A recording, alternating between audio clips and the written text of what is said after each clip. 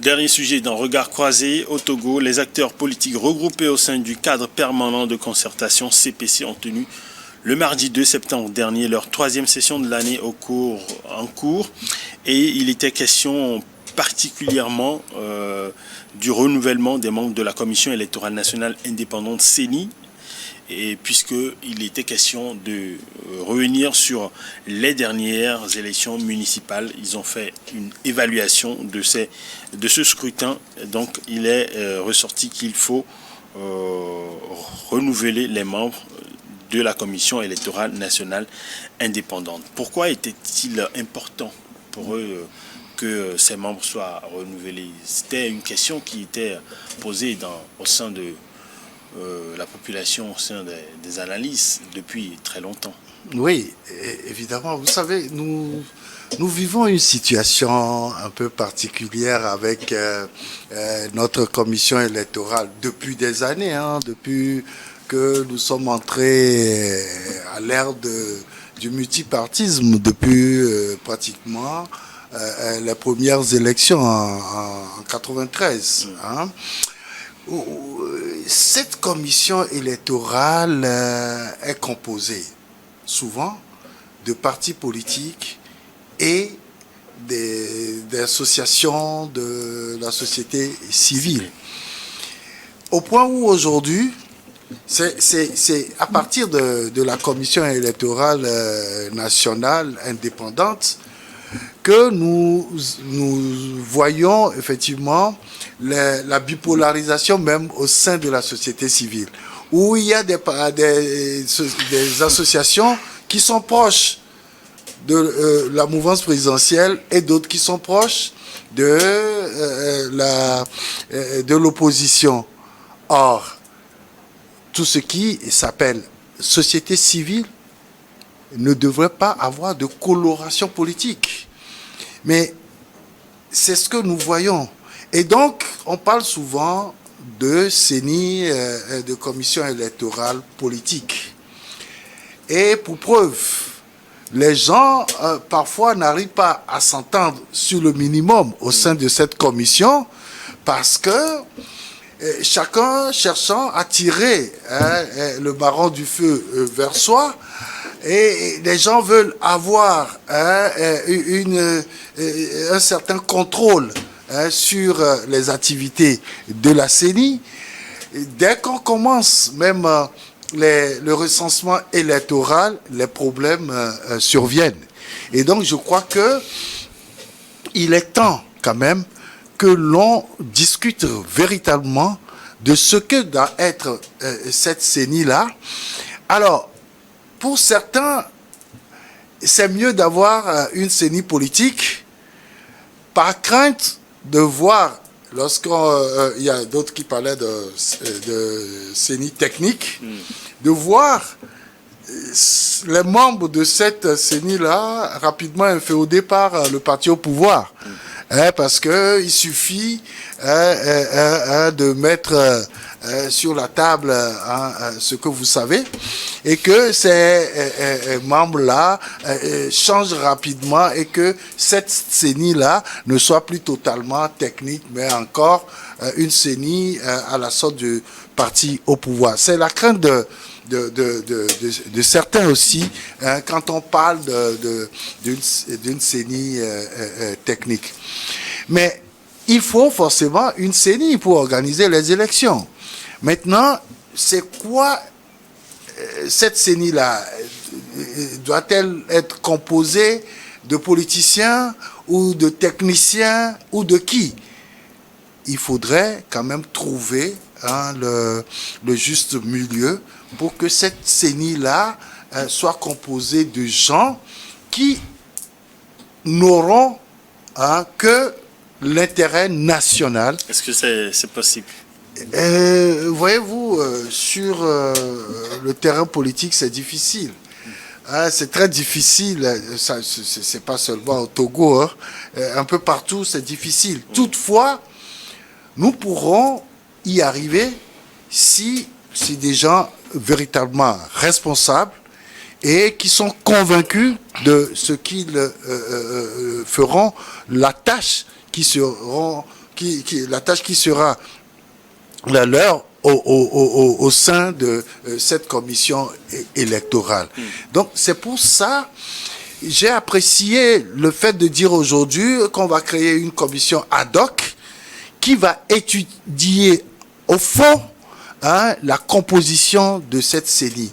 Il faudrait qu'on nous présente quelque chose qui sorte un peu de l'ordinaire, qu'on nous parle de CENI politique encore, qu'on nous sorte de CENI technique, qu'on nous dise que pour délibérer, il faut tel nombre, Non, il faut que cette CENI-là soit une CENI, une commission électorale nationale, qui réfléchisse véritablement pour nous organiser des élections acceptables et acceptées par tous. Que au soir de chaque élection, que les Togolais se disent oui, nous avons fait un grand pas et que ça soit toujours ainsi. Aujourd'hui, vous voyez ce qui se passe à la CENI, des partis politiques qui demandent à leurs militants de quitter. Oui. Parce que eux, ils veulent pas de cette CENI-là pour organiser des élections et pourtant ils vont quand même à ces élections. Des gens qui demandent à leurs militants de ne pas participer aux travaux. C'est des situations de blocage qu'il ne faut pas à une commission électorale nationale. Qu'elle soit indépendante, c'est la meilleure des choses. Dominique Lacmont. Oui, je pense qu'Eric Johnson a presque tout dit. Et si le CPC réclame le renouvellement de la CENI, je pense d'abord qu'il faut saluer les activités de ce cadre-là. Moi, je trouve que c'est une bonne initiative. L'autre fois que nous avons suivi leur intervention avec, à la tête, il y avait le président Tiassona Traoré. Oui. On s'est dit que c'est vraiment beau pour notre pays où ce cadre-là, c'est une très belle initiative qui réunit tous les acteurs politiques de notre pays pour échanger avant que les décisions ne soient prises à l'Assemblée nationale. Et concernant cette CENI, je pense que la CENI est régie par le code électoral de notre pays qui prévoit son organisation, son fonctionnement jusqu'au début. Donc je pense que l'heure actuelle, s'il faut renouveler cette CENI, moi je ne vois pas s'il y a des contraintes ou il y a des enjeux qui le nécessitent, mais est-il dit, est-ce que la CENI a fait son travail, oui ou non? Si la CENI fait le travail qu'il faut, est-ce que c'est une question de personne ou c'est une question de choses? Je pense que cette composition, la composition de la CENI tient compte de certaines réalités, c'est-à-dire la partie majoritaire, majoritaire à l'Assemblée nationale, les partis politiques de l'opposition également à l'Assemblée nationale, et il y a un quota pour les partis extra-parlementaires, pour l'administration et autres. Maintenant, moi je suis, comme l'a dit Johnson, s'il faut toucher certaines particularités de cette CENI, je pense que le CPC devait faire une proposition à l'Assemblée nationale, mais si c'est il faut renouveler les personnes qui incarnent la CENI, ça aussi, si c'est prévu par le code électoral et dans certaines mesures qu'il n'y a pas, je pense qu'une affaire de personne ne devait pas se faire. Voilà, quelle que soit la personne, il faut que, comme l'a dit, il faut que ce soit des personnes dotées d'une moralité et qui connaissent le travail qui les attend, le travail pour lequel ils sont appelés. Là, et ça fait, moi je peux épouser. Mais s'il faut renouveler, parce que le CPC a dit, en tenant compte des personnes ou des choses, mais si ça ne respecte pas l'organisation qui est prévue par le code, c'est-à-dire peut-être que cette CENI a fonctionné il y a bon moment et qu'aujourd'hui les donnes ont changé. Vous savez, aux dernières élections, il y a une majorité dégagée. Et bon, ceux qui suivent, peut-être que réclament leur quota. Là, peut-être, il y a nécessairement lieu, c'est-à-dire qu'il y a une nécessité de retoucher cela. Et surtout, s'il y a un mandat aussi qui est dédié à cette CENI, il faut revoir tout pour que demain, que personne ne s'agite pour dire que il y a une élection qui a été truquée, qui a fait ceci, mais je pense que la CENI est à la tête, mais ces démembrements fonctionnent toujours. Donc, et que tout ce qu'elle fait, elle l'a bien fait, surtout ces dernières élections. On a vu une élection très apaisée, personne s'est agité. Alors, justement, en parlant des dernières élections municipales, est-ce qu'aujourd'hui, il faudrait s'interroger sur la manière dont elle s'est déroulée, puisque si on demande aujourd'hui à ce que la CENI soit réorganisée, c'est-à-dire qu'elle n'était pas... Elle n'avait pas joué pleinement son rôle lors des dernières élections. Est-ce que c'est forcément, je n'ai pas dit, c'est pas, si c'est dans ce sens que le CPC réclame, moi je n'ai pas compris ça dans ce sens. Tout le monde a vu cette CENI travailler et vous avez vu, cette élection a été une élection qui a été acceptée par tous, et même les partis de l'opposition l'ont reconnu. Il y en a eu les déclarations de chaque leader de parti d'opposition qui n'a jamais dénoncé qu'il y a eu une élection qui a été frauduleuse. Vous savez, Gérard Adja, on a parlé de ses déclarations sur ce plateau ici, qui a reconnu que l'opposition togolaise a failli dans ces élections. Et aujourd'hui, s'il faut chercher des problèmes qui a déséquilibré ou bien qui a failli que l'opposition togolaise soit faiblement représentée, je pense que ce n'est pas à la tête de la CENI qu'il faut trancher. Il faut aller chercher les problèmes ailleurs. Donc, si les gens veulent voir la CENI, peut-être c'est dans sa configuration actuelle. Est-ce qu'elle répond à la configuration de la classe politique actuelle? Moi, j'attends, si c'est parce qu'on tenait compte de certaines configurations, sûrement qu'avec les dernières élections, les choses vont changer. Et nécessairement, il faut donner des places à ceux qui sont à l'Assemblée nationale. Je peux parler les partis politiques à l'Assemblée nationale aujourd'hui qui n'étaient pas peut-être représentés. Il faut reconfigurer la CENI en tenant compte de leur existence. C'est dans ce sens que moi, je pose l'idée d'un renouvellement renouvellement de cette CENI. Mais si c'est en termes de fonctionnement, je pense que la CENI a fait son travail. C'est pourquoi je disais, c'est pas une histoire de personne. La CENI a bien fait son travail, mais si les gens veulent dire que cette CENI n'a pas organisé une élection transparente, je pense que c'est chercher à coiffer la tête d'une pintade, donc qui n'a même pas de simple plume sur la tête, mais les raisons de l'échec de certains partis politiques ne se reposent pas sur la CENI, mais c'est sur ces d'autres facteurs. Non, mais il faut c'est-à-dire que... Mais la question se pose, pourquoi après les élections municipales? Oui. Non, mais s'il n'y avait pas eu de problème, personne n'en parlerait. C'est parce que certains ont trouvé, par exemple, la lenteur de la proclamation des résultats. C'est un véritable problème. Lors de la distribution ou même du recensement électoral, des gens évoquent également des problèmes. C'est la CENI qui organise tout ça. Oui, c'est les problèmes techniques. Moi, je n'ai pas refusé. Oui. Mais est-ce que ces problèmes-là ont entaché la transparence de l'élection? Je pense pas. Mais le problème qu'on a, c'est que personne aujourd'hui n'arrive à faire une démonstration scientifique quand même qu'il y a eu fraude quelque part. Oui. Les gens spéculent par rapport à certaines actions. On prend un cas isolé pour dire que, bon voilà, c'est comme ça s'est passé sur tout le territoire. On n'est pas dans cette logique. La logique voudrait aujourd'hui que lorsqu'on va faire un recensement électoral, que tous les citoyens en âge de voter aient pu avoir la carte d'électeur. Ça, c'est le premier point. Le second point, c'est que lorsqu'on va pour voter, qu'on ne dise pas que le bulletin ne suffit pas, parce qu'on connaît déjà le nombre d'électeurs dans chaque circonscription ou dans chaque point de vote.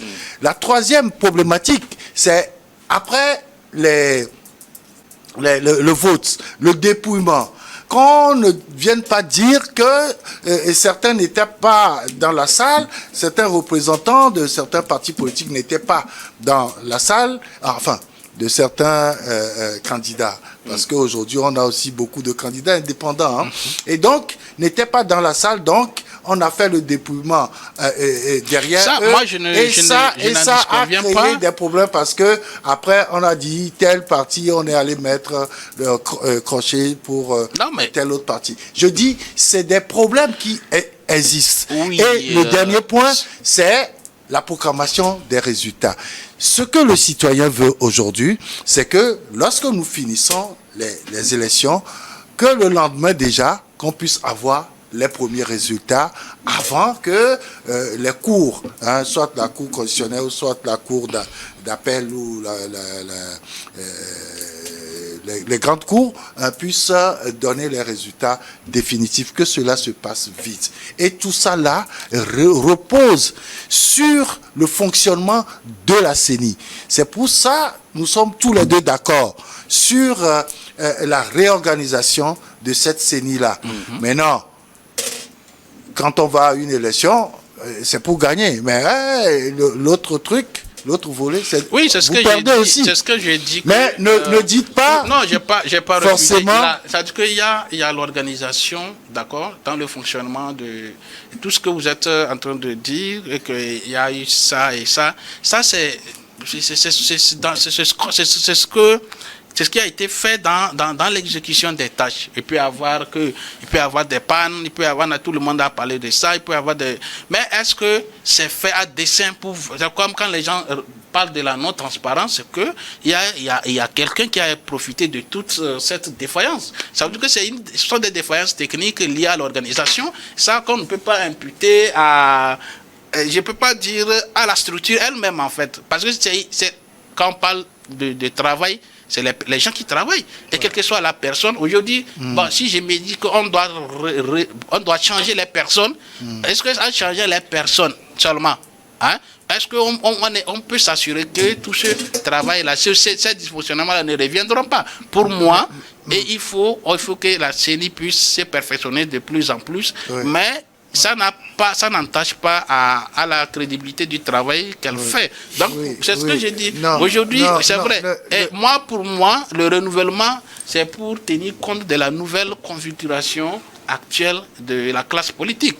Parce que la composition de la CENI tient de la configuration de la classe politique. Aujourd'hui, justement, ce qui se passe aujourd'hui, si on doit se baser sur la configuration politique, je pense qu'il y aura peut-être 2 ou 3 partis politiques à la CENI.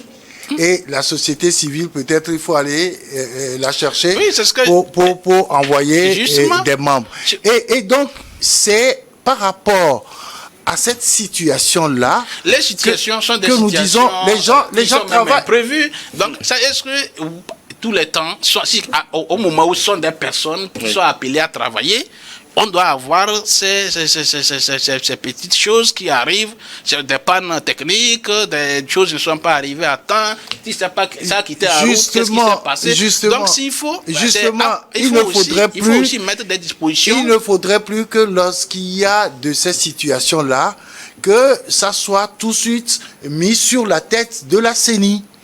C'est ça même le fond de cette réorganisation. C'est-à-dire qu'il faut que cette CENI-là soit totalement disputée de tout ce qu'il y aura comme dysfonctionnement. Quand on dit, par exemple... Quand tu dis que c'est des hommes qui travaillent, il faut qu'ils travaillent en équipe. Il ne faudrait pas qu'on dise que parce que tel parti politique a demandé à tel membre, telle association a demandé à tel membre de ne pas faire ceci, et donc il y a eu blocage à ce niveau. C'est ce qu'il faut éviter. Et donc, en parlant aujourd'hui d'une CENI qui sera forcément indépendante, il faut que la composition soit véritablement quelque chose de ce type-là, où les gens sont véritablement indépendants, ils travaillent en toute indépendance, ils travaillent en ne pensant qu'au pays et non à leur parti politique ou à eux-mêmes. La preuve, il y a eu des moments où les gens proclamaient des résultats, d'autres membres viennent arracher comment ça s'appelle, les micros viennent stopper. Voilà des situations qu'il faut forcément éviter. Lorsque la CENI va proclamer des résultats, c'est que c'est un travail collégial qui a été fait et ça doit être accepté par tout le monde. Et on ne verra plus de ces dissensions qui vont entraver les travaux de la CENI. C'est de ça qu'il s'agit. Oui. Dernière réaction. Oui, non, moi j'ai dit personne ne refuse que la CENI puisse faire un travail très très très technique et indépendant. Mais quand j'ose croire, si j'entends mon ami Eric, on dirait l'indépendance peut être mesurée par un calcul. Je pense que c'est des personnes qui ont été choisies. Pour moi, le problème d'indépendance, ça doit se poser quand on est dans une équipe où chacun est venu défendre son parti. Je pense qu'il doit arriver ces échauffourées et tout ça. Mais le travail doit faire. Et le travail que cette CENI fait, est-ce que ce travail n'est pas de qualité? Mais les pannes techniques, tout ce qui est les accessoires qui accompagnent dans l'exercice de la CENI, pour moi, je ne les impute pas. Je n'impute pas ces personnes qui incarnent cette institution, mais on leur exhorte à faire plus d'attention pour éviter ces désagréments-là. Quand on a parlé de révision des listes électorales jusqu'à le jour de la proclamation des résultats, il faut que ce travail-là puisse se faire. Maintenant, le renouvellement doit tenir compte de certains paramètres. Ces paramètres, pour moi je m'appesantis sur ces paramètres-là. Est-ce que ces paramètres-là sont respectés ou pas? Si le CPC réclame cela, il faut que réellement qu'on revoie sur le renouvellement, parce que moi je sais que la CENI, sa composition tient compte de la composition de la classe politique. Donc, d'autres partis aujourd'hui estiment qu'ils estiment être représentés à la CENI, alors que d'autres sont là-bas, mais en tenant compte de la configuration et de la classe politique actuelle, ne répondent pas. D'autres sont là, mais sans des critères qui leur répondent d'être là, mais d'autres sont à l'extérieur, mais alors qu'ils ont leur place. Si c'est le cas, il faut qu'on passe à un renouvellement. Mais en sachant que ce sont des personnes qui travaillent, qu'il y aura toujours des défaillances dans l'exercice de l'aide, c'est-à-dire les pannes techniques et tout ça, c'est des choses qu'on ne peut pas éviter à 100%. Mais est-ce que l'élection qui est organisée est transparente, oui ou non?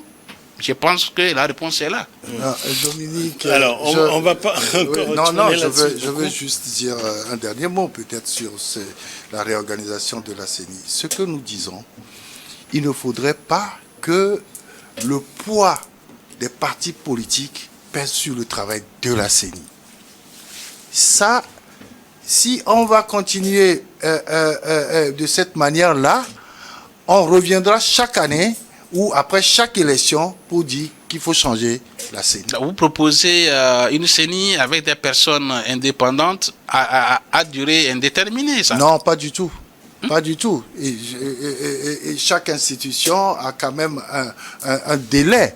Il ne faut pas penser à des mandats illimités. Ça, je n'ai pas refusé. Oui, alors, ouais. Donc, il faut vraiment que la CENI soit composée de personnes qui vont nous garantir un bon travail. Ça, tout le monde. Oui, c'est ce que nous voulons. Oui. Mais pour venir encore des partis politiques, des associations qui, au finish, ne s'entendent pas pour le bon déroulement du travail, c'est ça qu'il faut éviter. Maintenant, qu'est-ce qu'il faut trouver? On parle de CENI technique. Je n'en sais rien. Mais CENI politique, ça va toujours créer des problèmes. On en saura davantage dès que les travaux de la commission ad hoc vont commencer. Merci. Alors, on va faire un dernier tour de table, 1 minute chacun, sur un sujet particulier que vous voulez évoquer. Dominique Lacmo, je commence par vous. Oui, je n'ai pas de sujet particulier. Si devait en avoir, c'est de dire félicitations aux forces de défense et de sécurité qui ont su. Vous savez qu'il y a quelques jours, on attendait des slogans où les gens appellent à manifester le 30 août passé, il y a quelques jours. Et les gens ont allé à des provocations. Je pense que c'est le moment de saluer le professionnalisme des forces de défense et de sécurité qui ont su, ils ont trouvé la vraie stratégie pour ne offusquer aucun Togolais, pour ne faire mal à aucun Togolais, mais que d'autres Togolais n'empêche pas aussi également à d'autres Togolais d'exercer leur liberté. Je pense que ce professionnalisme est à mettre à l'actif du ministre de la Sécurité et de la Protection civile qui fait un bon travail que je salue de passage sur ce plateau. Merci Dominique Lacmo. Alors Eric Johnson. Alors je voudrais réagir. On dirait qu'on s'est consulté avant de venir ici. Non, c'est par rapport à une situation. Le CPC a touché du doigt un problème fondamental aujourd'hui en parlant de l'éducation des militants des différents partis politiques. Je crois que ici, la semaine dernière, je disais que on a des compatriotes qui sont à l'extérieur et qui ont perdu nos valeurs. Et ça, j'insiste encore là-dessus, nos valeurs, parce que chez nous, un enfant n'insulte pas une grande personne. Je l'ai dit, je suis d'accord. Je le réitère, et à chaque fois je le dirai. Mais les gens s'en sont pris à moi sur les réseaux sociaux, m'insultant, me traitant de tous les noms. J'assume ce que je dis, parce que cela y va de l'éducation de nos enfants. Vous verrez, ceux qui sont en train de le faire aujourd'hui, quand un jour ils deviendront responsables dans ce pays et qu'on va leur sortir ces vidéos, mais vous verrez quelle tête ils feront, parce que ce n'est pas une bonne chose. Il faut apprendre aux enfants ce qui est quand même bien, d'abord pour leur éducation, oui, et ensuite pour la nation.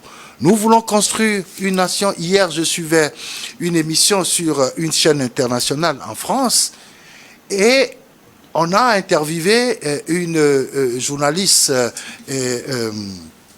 elle doit être danoise, qui a dit aux Français clairement ceci. En France, vous avez 3 différentes parties de citoyens. Mais nous, au Danemark, nous avons réussi à nous entendre sur le minimum, à nous parler.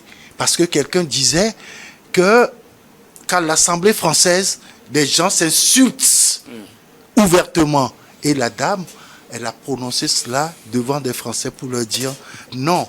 Vous avez des problèmes en France aujourd'hui parce que vous n'arrivez pas à vous parler. Je pense qu'il faut que les Togolais apprennent cela aussi. Ce n'est pas parce que nous avons des divergences de point de vue, oui, que nous ne pourrons pas nous arrêter un moment et discuter sur la vie de la nation. Merci. Merci beaucoup Eric Johnson pour ce message passé. C'était très important également. Merci de tes analyses et commentaires aussi. C'est moi qui vous remercie pour l'invitation. Merci à Dominique Lacmon également d'être passé dans cette émission. Oui, c'est un réel plaisir. Merci également à toi d'avoir modéré le plateau.